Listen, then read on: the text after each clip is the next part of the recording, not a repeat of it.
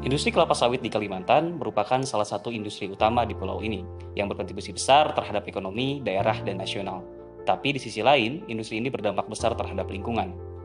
Limbah kelapa sawit cair atau yang biasa disebut POME atau Palm Oil Mill Effluent merupakan limbah cair yang dihasilkan selama proses pengolahan kelapa sawit yang mengandung berbagai zat organik seperti minyak, lemak, padatan terlarut, dan zat-zat lain yang berasal dari proses ekstraksi minyak kelapa sawit.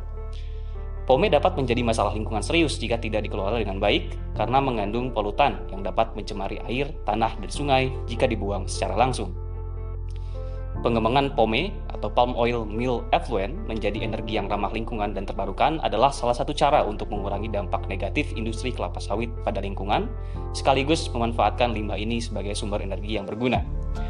Salah satu cara utama untuk memanfaatkan POME adalah dengan mengolahnya menjadi biogas melalui proses anaerobik atau tanpa udara. Bakteri anaerobik dapat menguraikan komponen organik dalam POME dan menghasilkan biogas yang terdiri dari metana dan karbon dioksida. Biogas ini dapat digunakan sebagai sumber energi untuk pembangkit listrik atau pemanas. Biogas yang dihasilkan dari POME dapat digunakan untuk menggerakkan mesin pembangkit listrik atau turbin gas untuk menghasilkan listrik.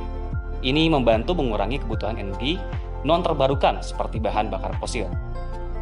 Ekspor listrik dari biogas kelapa sawit memiliki peluang yang besar, apalagi untuk negara di ASEAN, mengingat bahwa negara-negara ASEAN memiliki tujuan untuk mengurangi emisi karbon dan juga meningkatkan penggunaan listrik dari energi terbarukan.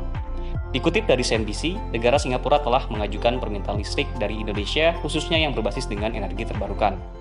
Ibu kota Nusantara sebagai kota pintar atau smart city yang menyajikan 100% konstruksi ramah lingkungan untuk setiap bangunan bertingkat institusional, komersial, dan hunian dapat memanfaatkan biogas limbah kelapa sawit sebagai sumber listrik yang terbarukan.